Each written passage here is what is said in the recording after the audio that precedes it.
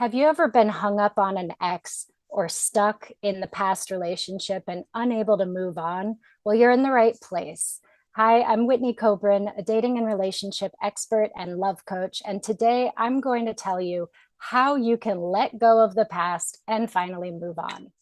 What if they alright? Baby, can we still shine? Tell me that will be fine. Always still in love.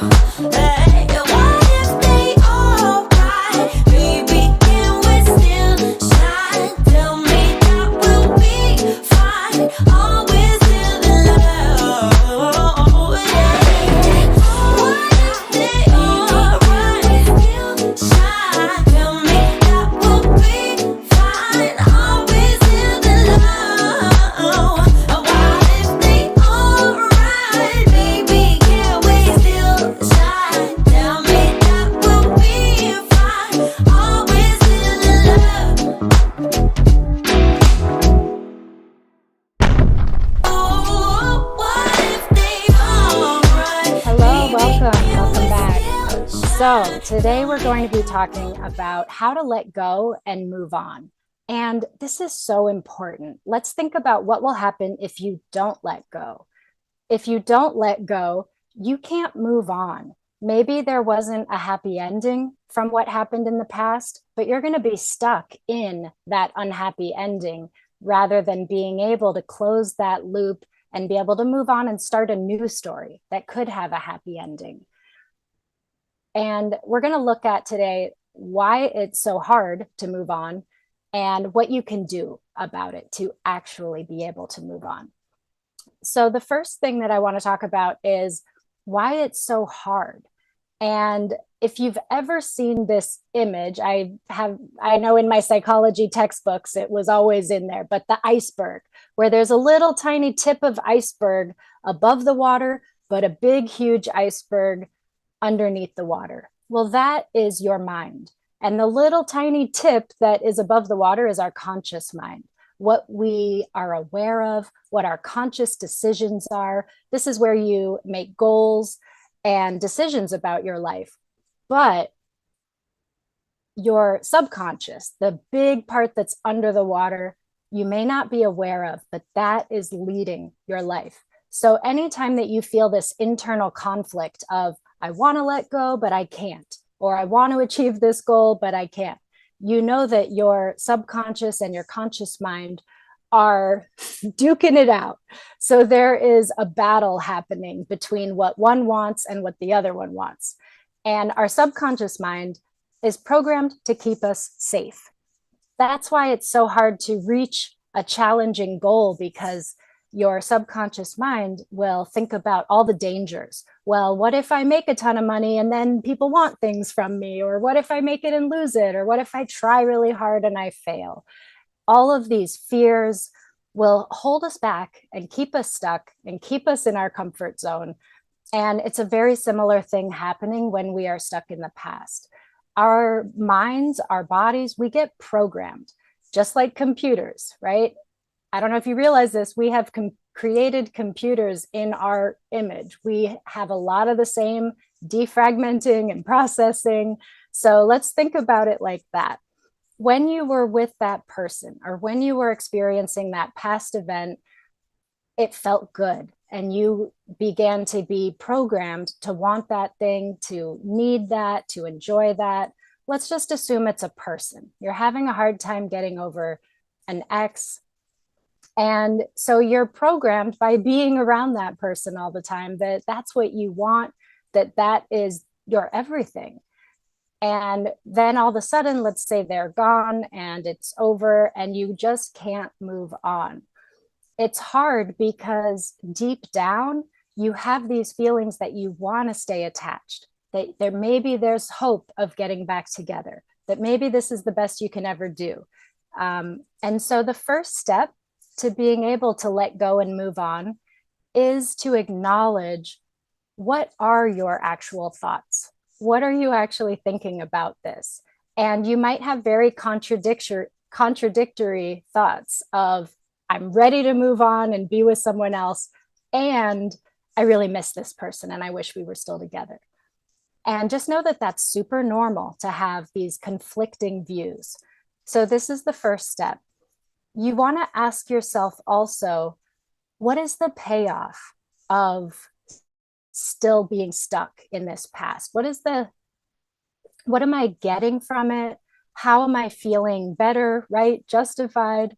So this might look like if I'm hung up on the past and I'm asking myself, what's the payoff? Maybe if you have kids, you really are trying to be with that person still because there's kids involved and you really want them to have the family.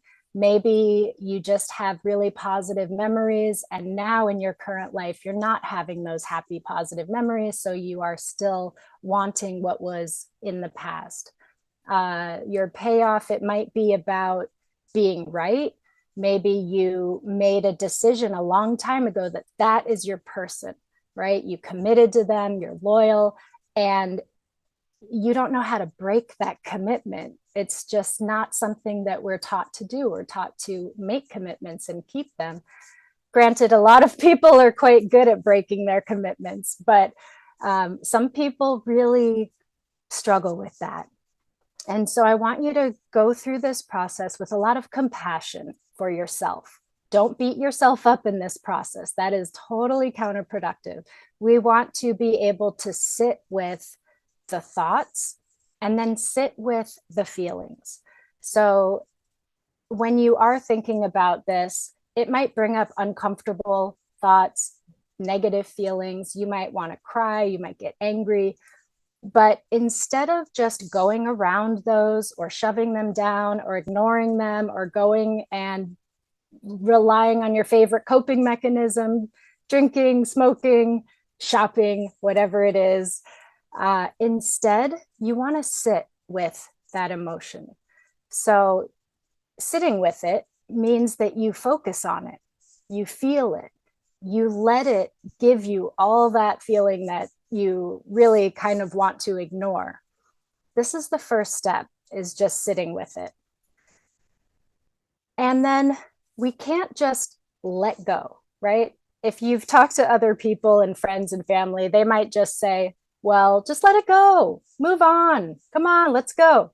And it's just not that simple. We need to process it. We need to get through this step. So after you are able to journal and write down all the thoughts around this thing, and then sit with the feelings that come up around that for a while, right? Maybe for some people in 5 minutes, they'll feel like they've been able to feel those feelings and process it. For other people, they could sit for an hour and maybe need some more time. It's a lot like meditation. I would recommend, if you have a hard time with silent meditation, to have some music, maybe even add some movement to this practice of just sitting with the emotion. And then you want to think about, of all those thoughts that came up, which ones are you ready to let go of? So this is where we connect the thoughts from the unconscious, subconscious mind to your conscious mind. In your conscious mind, you decide, okay, I realize that I'm hanging on to this because I think that there's still hope of getting back together. But I realize there is no hope. It's not going to happen. So you need to first give yourself permission. Say, I am going to move on from this. I am going to let go of this. If you never make that decision, it's going to stick with you and be really hard. So it's going to be important for you to decide, and no one else can decide this for you. And you can only do it when you're ready to do it. But it's a huge step to decide, I'm going to let go of this belief or this thought or this tie that is tying me to this person. And then you want to visualize letting it go. So thank it, because there's been some sort of payoff, right? It's given you hope, it's given you good feelings. Acknowledge that it was there for you, but you no longer need it. And visualize sending it away. Maybe you put it in a hot air balloon and watch it float away. Maybe you drop it into the middle of the ocean, like in Titanic. Maybe you light it on fire, send it in the mail, whatever it is. Uh, really visualize as clearly as you can saying goodbye to that belief. Another thing that you can do to make this more physical is to find an actual object that represents that person. Or maybe you just write on paper and let that paper represent this tie that's keeping you stuck and in the past, and then destroy it, rip it up. If you could safely, in a safe place, light it on fire, let it go. Um, there's a symbolic gesture to this, but it really does help us align what we're conscious of and what we're not conscious of. So we want to acknowledge what the feelings and thoughts are that are keeping us tied to it. Sit with that for a while, feel it, let it fully incubate and fully give you the message that it needs to give you, rather than pushing it down. Even if you have felt this a lot over years or months, it's important that you consciously decide to sit with that and then make a decision that you're ready to let it go, that you're ready to move on, state it out loud, and then visualize sending away this old tie. And then bring your attention to your heart and imagine your heart just coming back together and sealing up and healing. Imagine giving this healing energy to your heart. And when it comes to our energy, where your attention goes, your energy flows. So just imagining and putting your attention on your heart will allow your energy to go to your heart space, and just giving yourself some soothing touch, holding yourself, giving yourself a hug can be very nurturing when you're going through this kind of difficult letting go process. But you want to absorb all of the healing energy that you can, because it depends how you look at this. If you look at it like, oh my gosh, I'm letting something go, I'm so scared, I don't know what's going to happen, I need that, you'll be in this panicky state. And we don't want that. That's not going to be conducive to this healing process. So instead, bring all your attention to healing yourself and feeling good about this, being proud of yourself. You don't want to stay stuck in the past forever. Part of you does, but you know that there are better things out there for you. And in order to move on and create that happy ever after, it's important that we are able to let go, move on. And I'll say something also about forgiveness. Forgiveness is not for the other person, right? If somebody has wronged you, hurt you, left you, broke your heart, whatever they've done, it sticks with us, right? That heartbreak, that anger. But when we can, well, if we hang on to it, it's like you're taking poison, expecting them to die. You having this stress and this anxiety and this worry about it, even again, if it's not very often in your conscious mind, but it's still in the subconscious mind, you might be dealing with a lot of stress around this and not even realize it. So you want to also be able to forgive in the process of letting go. And forgiveness, again, it's not for the other person. It doesn't matter what they did, how horrific their acts were. If you keep holding on to your anger and resentment, that's only going to be poisoning you. So again, when you're ready, this is part of the process of letting go, is to forgive, to say, I forgive. It's done. It's over. I'm letting it go. And then the next step is to solidify the new going forward and being able to move on. To solidify that, I want you to think of a thought that reinforces what you really want going forward, something that gives you hope. So some of the thoughts that you wrote down in the beginning might have been, I'd really love to be with my ex. They were the best. I'm never going to do any better. So we're letting all of those go. We're sending them away. And you want to replace it with something like, I'm excited for my future, or I know that moving on is the best thing, or I'm ready for my next step. Whatever it is, it should be something that is inspiring to you and reinforces your goals and where you want to go and what you want to do.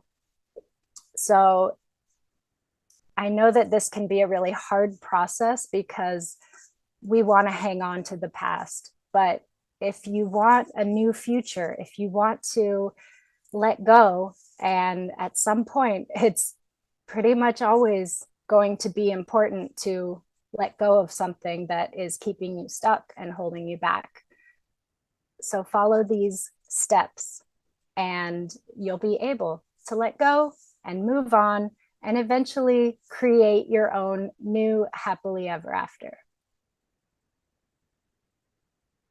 All right, I'm not sure if there's something that I should do to end. Okay, 3, 2, 1, and go.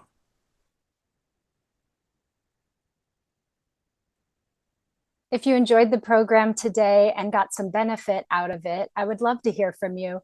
You could reach me at my website, whitneykobrin.com. That's WHITNEYKOBRIN.com.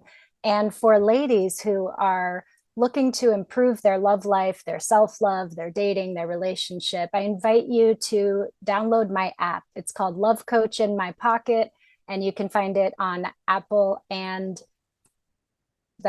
you could find it on the iTunes Store and Google Play Store.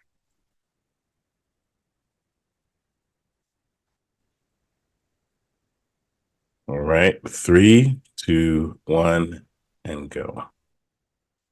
If you enjoyed this program and if you got something beneficial from it, I encourage you to follow the program and also reach out to me through my website, whitneykobrin.com. That's WHITNEYKOBRIN. And if you are a lady who is looking for love or looking to improve your self-love or turn your love life around in some way, please download my app. It's Love Coach in My Pocket. And there are courses and community and lots of resources for you there.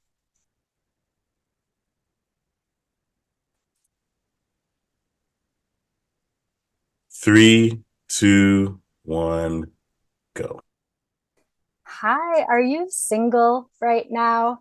And do you feel like people around you act like that's a disability? Are you sick of people giving you a hard time about being single when it's actually a choice and you're far better off being single than being in any kind of relationship that is unhealthy or draining of you? So that's what I want to talk to you today about, is the joys and unexpected delights of being single. I'm Whitney Kobrin, dating and relationship expert and love coach for women. And I hope you enjoy the program today. 3, 2, 1, go. Are you single and tired of the people around you acting like it's a disability, saying, "Oh, I'm so sorry, you'll find someone soon"? Blah. That's what I want to talk to you today about. I'm Whitney Kobrin, a dating and relationship expert and a love coach for women. And I want to talk about being single by choice and the unexpected delights of being single.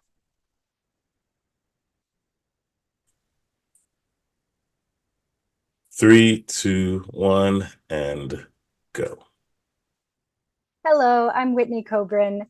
Thank you for being here today. And I'm a love coach. I worked as a matchmaker. I work with a matchmaking company. I am all about love, and I love love. And I love helping people find happy, healthy, amazing, lasting relationships, reinvigorate their relationships. But I want to talk about the opposite of that today and talk about being single, because I've talked to a lot of single people over these years doing what I do, and not one of them enjoys other people feeling pity on them or acting like something is wrong with them, or, oh, honey, you're just being too picky. Just settle for someone. Or, telling you that maybe you're trying too hard and you just need to relax and let it happen. I will tell you that your perfect partner is never going to just show up in your living room when you're Netflix and chilling by yourself. No, it doesn't just happen for everyone. It does take some effort. It does take some work, and I bet you've tried the dating apps and websites. You've gone on blind dates. You've worked on yourself and read all the self-help books. Maybe you've gone to therapy or counseling. And if you're still single, I just want to say there's nothing wrong with you, like, at all. Being single is not a bad thing. So I want to talk about some of the unexpected delights and good things. Number one is, if you have ever been in a relationship that is toxic or unhealthy or not fun, then you know that it's far better to be single than to be in a relationship like that. And so I know there's a lot of people out there that would just rather be with somebody than be alone. And they're putting up with a lot, and they're suffering, and they're holding things in. And so when you're single, you don't have to deal with that. You don't have to deal with that toxic energy. You are free to make your own decisions. Um, and if you are single and just taking a break, right? Because there's different ways of being single. One is maybe you're single, but you are actually seeing people and dating people. You're just not in a relationship yet. And that could be really fun. I love that phase. And I know it gets a bad rep because dating is complicated these days. And there are catfishers and ghosters and the guy on the oil rig that says that he needs money for his son, and these scammers. And yeah, I've seen it all. I know that it's not fun, and people can really burn out on that. So if you are somebody that's been single and you've tried dating and you put it all out there and it just got overwhelming and tiresome and felt like you were spinning your wheels, swiping and texting, and nothing's really leading anywhere, you are not alone. I feel you, I see you, and this is happening a lot nowadays. And so when that happens, it's not a good approach to just power through it and just keep grinding, right? I think we're all kind of waking up to this concept that hustle culture and pushing ourselves no matter what can really harm our well-being and even our physical health. So we need to be in balance. So that means maybe you let up off of the dating apps and take a break and use that time for yourself, whether that means starting a new workout routine or starting a social activity, right? There are so many options. And just because somebody's single, it doesn't mean that they're lonely. And it certainly doesn't mean that they have to be lonely. You have friends and family, most likely. If not, there are so many ways now to meet new friends, to just find things online, find events through Facebook events or Meetup or Eventbrite, and go out and meet some people and hang out with people. And you don't have to feel lonely being single. And if you are single and looking, I encourage you to not only go to singles events and like looking for that person. Be open to making friends. I know when I met my late husband, it was because I had made some new friends on Meetup. And then I started hanging out with them. And then they invited me to their friend's party. And then I met more people there. And it just kind of happened as this chain of events. And so when you're too focused on one singular outcome, like I'm going to this speed dating event and I want to find my partner, then if that doesn't work out, you could end up really disappointed. So we want to take the pressure off, keep it kind of casual, allow yourself to be relaxed and be yourself, be authentic, be true to yourself and how you're feeling, and enjoy it. Enjoy yourself. It's like when someone really wants a baby, it's worth enjoying the time before the baby, because that's going to change a lot when all of a sudden you don't have time to yourself very often. So while you're single, I encourage you not to look at it as a bad thing and feel lonely, and definitely don't get lost in your head with, the downward spiral of, I must not be lovable, I must not be good enough, it's never going to happen for me.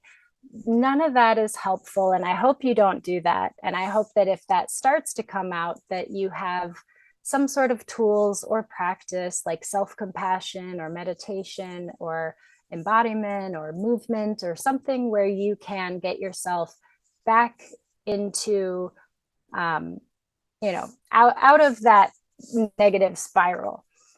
That said, it is very normal to have that yearning for a partner. So if you're capable of having, you know, both of these thoughts in your mind at one time that may be contradictory, that can make you feel very whole and at peace to say, I am content with myself single, and I do want a partner. They could coexist, but it doesn't mean that you're going to be working really hard and desperately chasing after finding a partner. Sometimes when we try too hard, it could be like in baseball, if you hold the bat too tight, you can't hit it properly. Or if you catch a butterfly, right? If you hold it too tightly, you could crush it. So there's always this sweet spot, this balance of being open to the new experiences and wanting to invite a partner in, making eye contact with people, giving your number out if somebody seems interesting.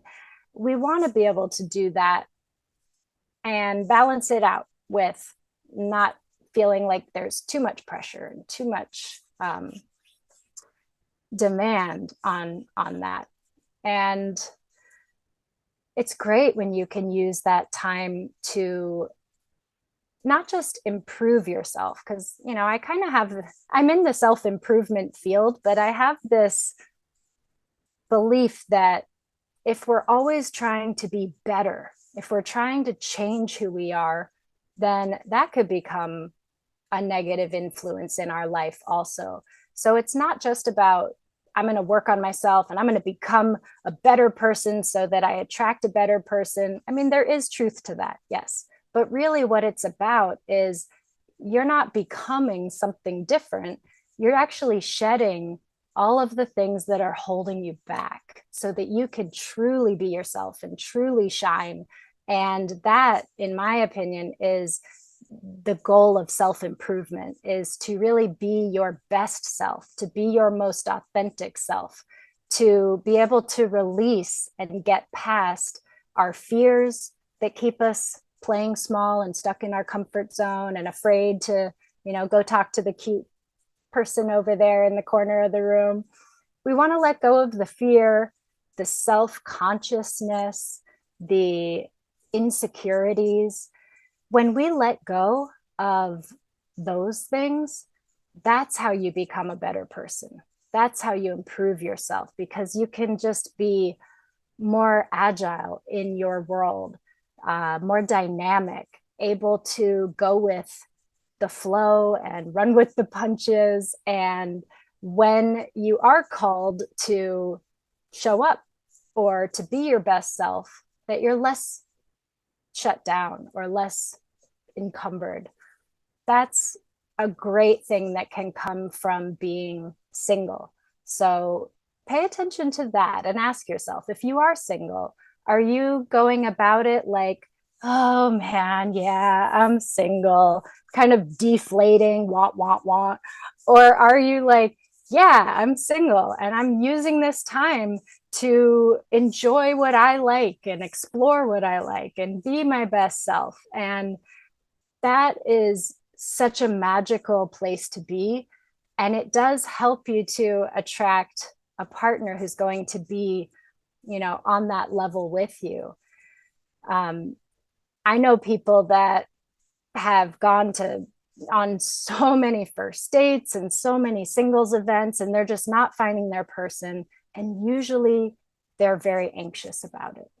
So, if I could give you one tip to improve your love life, to improve the way you feel single, to improve the chance that you'll find an amazing partner who loves you for you, is to work on being more at peace and more relaxed and letting go of this anxiety and worry and fear and insecurity. And I know that might sound like a tall order. If that's something that you feel stuck in, reach out, find a therapist or a coach. I mean, this is something that I work on with my clients, but there's a lot of different resources out there, and find what works for you. I know that meditation has amazing benefits that have been scientifically proven, and yet I know that meditation is not for everyone, but there are other options that you could do as well. So if you're not into meditation, maybe you do something with movement. I actually saw a YouTuber that tried standing on one foot for 5 minutes for a whole month. And she thought it was going to be ridiculous, but she actually was someone that couldn't just sit down and meditate and get much benefit from it. Overactive mind, was always getting in the way, just this antsiness in the body. But when she just tried standing on one foot for 5 minutes, it had all the benefits of what a meditation is. So keep trying new things, keep seeking answers. You really don't want to go into your love life, wherever you're at in that, with anxiety and worry and stress and fear. We want to be able to work through that. And communication really helps with that too. Maybe there is something that's weighing on you or something that is unknown, and that's why you're feeling anxious. So it helps to talk about it. It helps to be able to communicate with those around you, those that care about you, about what you need and how you feel. So this is a great tip that I give to people, even when they're dating and in relationships, that when we're dealing with conflict, conflict is actually an opportunity for intimacy. When we open up, when we're vulnerable, when we share with somebody how we're feeling and what we need, it actually creates more closeness. So there are tips and ways to do this, right? We don't have time to get into everything today. But really, what I want to focus on is, if you are single, there's nothing wrong with you. And you hopefully know that already. And I encourage you to live it up and enjoy it. Do what's healthy for you, do what's right for you. Go to therapy, go to a counselor. There's group programs, there's all kinds of different options, there's information everywhere. Sometimes just getting the information isn't enough, right? How many times have you signed up for an online course or a free guide and then you don't even look at it? So that's why sometimes it is good to have a therapist or a coach that will actually meet with you and make sure that you're learning the things and practicing the things and implementing it into your life, right? Someone told me recently that no one hires a coach for information, they hire the coach for transformation. And I 100% agree with that. So if you are sick of people saying things like, well, maybe if you focused on your career less, then you'd have better luck. Or you're such a catch, it'll happen for you. Yeah, we don't want to hear that, right? We know it'll happen when it's time. So keep your chin up, enjoy yourself. And when you're ready to find that partner, I would love for you to reach out to me and I can help you. You can reach me at whitneykobrin.com or download my app, which is Love Coach in My Pocket. Thanks, and see you guys next time.